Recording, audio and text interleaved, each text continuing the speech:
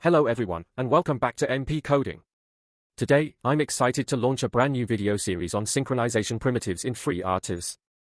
In this series, we'll explore how FreeRTOS provides different mechanisms to synchronize tasks and manage shared resources. I'll be demonstrating everything on an STM32 microcontroller running FreeRTOS, with clear examples, source code, and real-world use cases. By the end of this series, you'll understand not only how to use these synchronization primitives, but also when and why to choose each one in your own embedded projects. Before we jump into the examples, let's first understand what a semaphore is. A semaphore is a synchronization mechanism used in real-time operating systems like FreeRTOS to control access to shared resources. Think of it as an integer counter managed through atomic operations, meaning the value of the semaphore is changed automatically and safely by the kernel, so two tasks can't modify it at the same time in a conflicting way. There are two main operations performed on a semaphore: wait and post. Wait, or take, in FreeRTOS terminology, tries to decrement the semaphore's value. If the value is greater than 0, the operation succeeds immediately, and the value is decremented. If the value is 0, the calling task will block, or wait, until another task or ISR increases the semaphore's value. Post or give, in FreeRTOS terminology, increments the semaphore's value. This is like releasing the semaphore, a way of signaling to other tasks that the resource is available again. Simply, wait says, I want to use the resource. If it's available, I'll take it. If not, I'll wait. Post says, I'm done with the resource. Someone else can use it now. Now, when we discuss binary semaphores, it's important to understand the difference between a binary semaphore and a mutex. They look similar but behave differently. A binary semaphore can only hold a value of 0 or 1. It works like a signal. In wait, if the value is 1, it's set to 0 and the task proceeds. If it's 0, the task waits. In post, the value is set to 1 and any waiting tasks are unblocked. The key point of the semaphore is no ownership. Any task can wait it, and any task can post it. It's mainly used for task synchronization, such as signaling between tasks or from an interrupt to a task. A mutex, on the other hand, also acts like a binary semaphore but with ownership. Only the task that locks the mutex can unlock it. This makes mutexes ideal for protecting shared resources, ensuring only one specific task releases the lock it acquired. In simply, a binary semaphore is like a traffic light, anyone can stop or signal others to go. A mutex is like a personal key, if you lock it, you're the one who must unlock it. We'll dive deeper into mutexes in a dedicated tutorial. For now, let's focus on binary semaphores. Binary semaphores work like an on-off flag. They're commonly used for task-to-task or ISR-to-task signaling. A typical example, an interrupt service routine, gives the semaphore when new data is ready, and a task takes it to process that data. If you're interested, the FreeRTOS official documentation has an excellent animation explaining binary semaphores. I highly recommend checking it out to get an even clearer understanding of how the APIs work. Alright, let's move on to an example. For this demo, I'll be using the STM32 F429i Discovery board, but you can use any STM32 board that supports FreeRTOS. First, open STM32 Cube IDE and create a new project. Select your board. In my case, I'll choose the STM32 F429i Discovery board. Then click Next, give your project a name and choose a save location, and click Finish. When prompted about using the board's default mode, select No, since we're going to configure everything manually.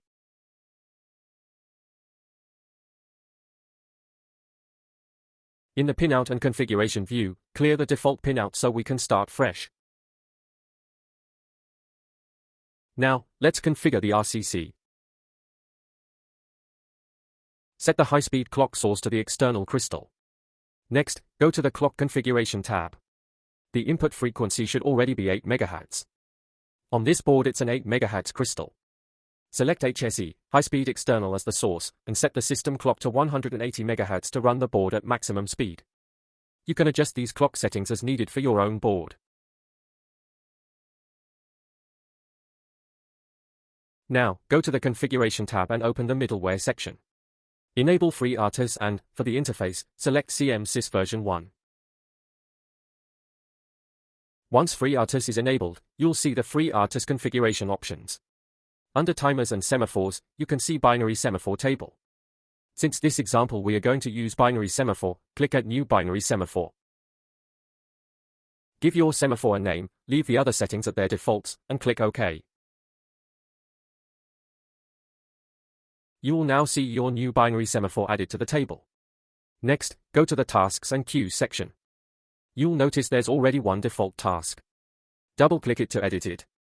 Change the task name. I'll name it Task 1. Set the priority to above normal to make it higher priority.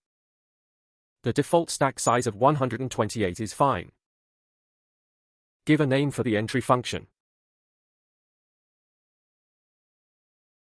Leave the rest of the settings at their defaults and click OK. Now, add a second task by clicking Add. Name it Task 2. Enter its entry function name. Set the priority to normal, which is lower than Task 1. Click OK. You will now have two tasks configured, Task 1 with higher priority and Task 2 with normal priority. That's all we need for the binary semaphore setup. Next, go to the connectivity section. I'll configure UART1, because on this board the virtual COM port is connected to UART1. You should verify which UART your board uses by checking its schematic and adjust accordingly. You'll see that the TX and IX pins are automatically configured, make sure they match your board. I'll also configure PG13 and PG14 as GPIO output pins. I have connected these pins to Logic Analyzer.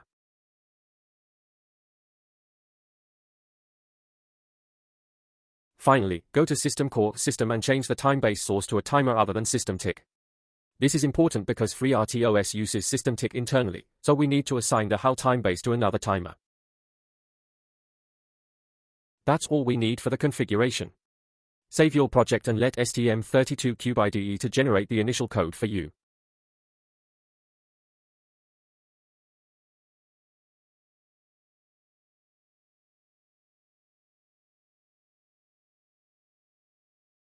In the main.c file, you can see that CubeMX has generated the task handles and the binary semaphore handle for us.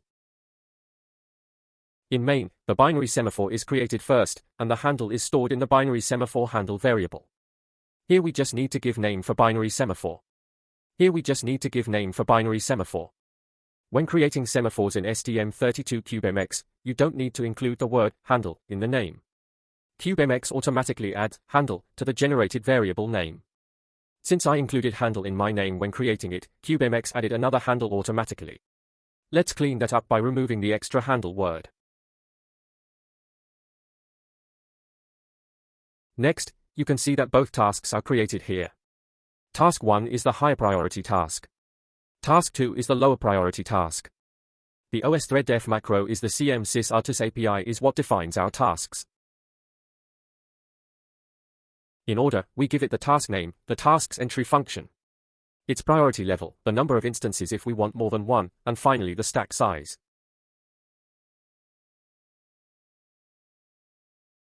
Here let's see the priority levels. It's just the integer numbers with the order. After creating the tasks, the scheduler is started with OS kernel start.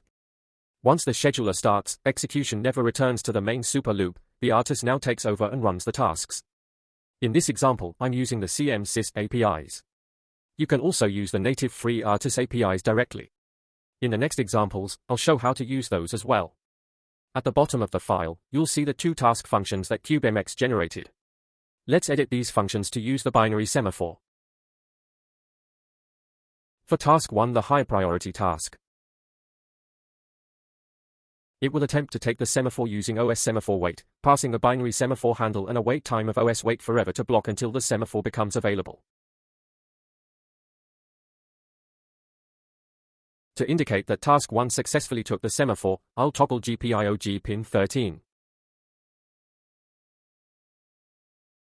Then I'll add a small delay, for example, 500 milliseconds, to simulate real work being done.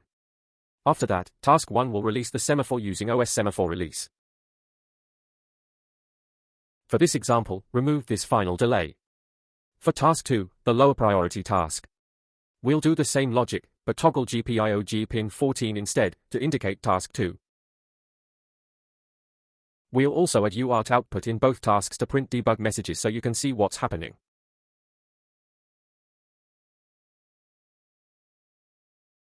Finally, build and flash the project to the board and start debugging.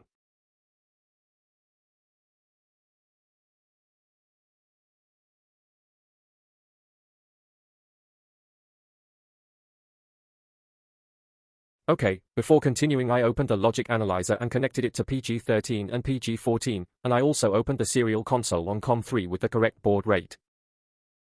Open the COM port and start the logic analyzer. Then continue the debugging.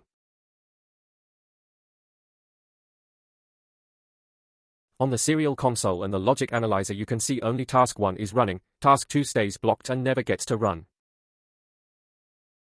What is happening here? Task 1 has a higher priority, so after it gives the semaphore it immediately becomes runnable and takes the semaphore again, preventing task 2 from ever running. Because task 1 never blocks after releasing the semaphore, the scheduler keeps choosing task 1. And task 2 remains waiting. To let the task 2 actually run, I'm going to add a 1-second delay right after task 1 releases the semaphore, so the scheduler can switch to task 2 before task 1 grabs it again. Now in task 1, it first takes the semaphore, then waits for 500 milliseconds to simulate some work, releases the semaphore, and then waits another 1 second before starting the cycle again. Task 2 unchanged. That's all the code change. Start the debugger, open the serial console and logic analyzer.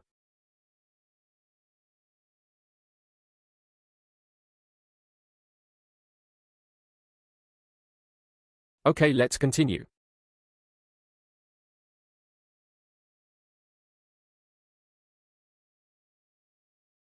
Now you can see the task 2 is running. Let me add some markers to the timing chart.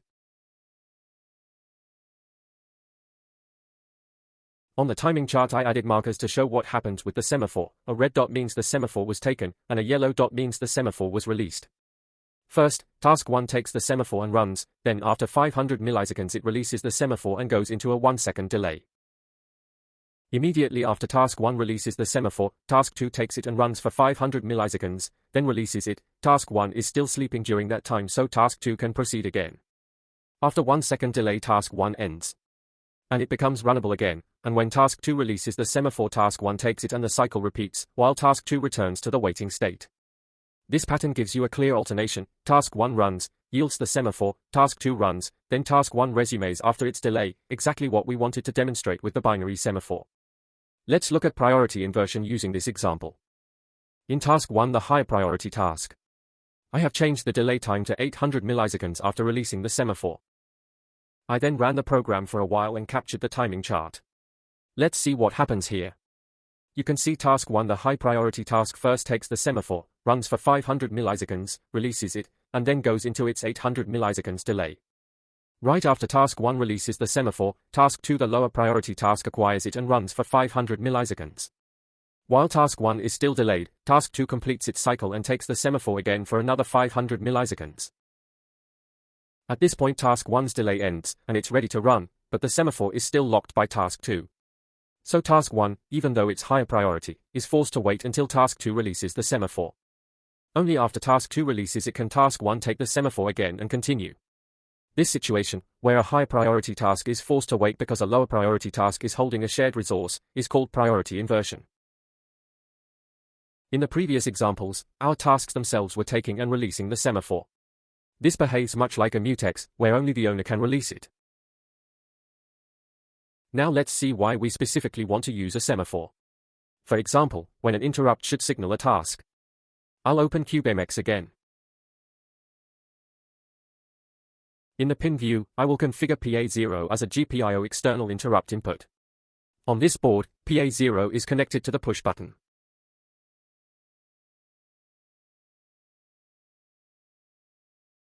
Next, in the NVIC settings, I'll set the external interrupt input line 0 interrupt priority to 7. Because we're using the RTOS scheduler, external interrupts should use a lower priority value, otherwise, the interrupt may never trigger. Don't forget to enable this. To indicate the push button event on the logic analyzer, I'll also configure another GPIO pin as an output. That's all we need in CubeMX. Now let's generate the code. You can see in the generated code that NVIC has set the priority for the EXTI. If you want to experiment, you can change this value and observe the behavior, but I won't show that here. Next, we'll add the external interrupt callback function for the push button. Void hull GPIO-EXTI callback.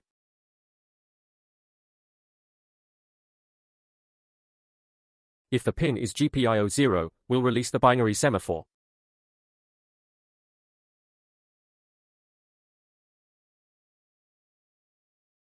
But releasing a semaphore from an ISR isn't straightforward.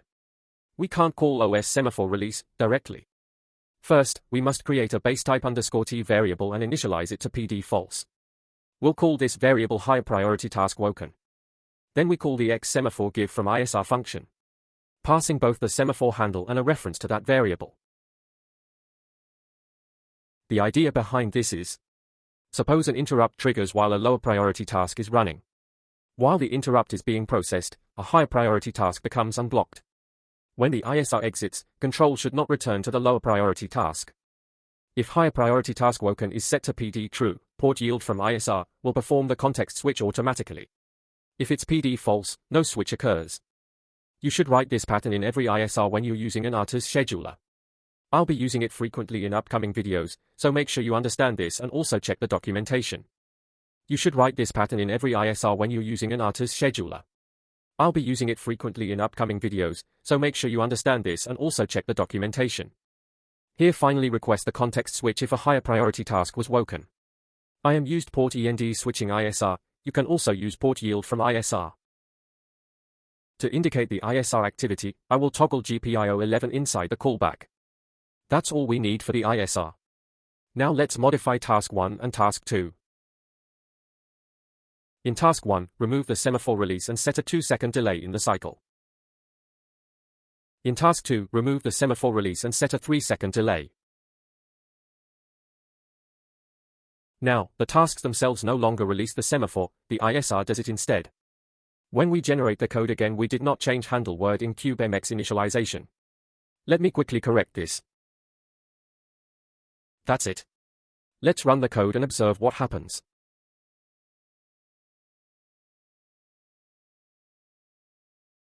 Now let's look at the timing chart. Initially, task 1 takes the semaphore and runs. Then both tasks are waiting to take the semaphore. When I press the button, the ISR gives the semaphore, and because task 1 is the high priority task, it immediately runs again. If I press the button a second time before task 1 finishes, the ISR releases the semaphore again, and this time task 2 can take it. This illustrates an important property of a binary semaphore that's different from a mutex. A mutex has ownership, only the task that acquired it can release it. A binary semaphore does not have ownership, any task or even an interrupt can give it. That's why we often use a binary semaphore to let an ISR signal a task, while a mutex is used for protecting shared resources. That's all for today's video. We explored how binary semaphores work and saw their behavior in action. In the next video, we'll dive into counting semaphores. And in upcoming videos, I'll cover more synchronization primitives, so you can build a solid understanding of real-time multitasking. If you found this useful, don't forget to like, subscribe, and hit the notification bell so you won't miss the next lessons.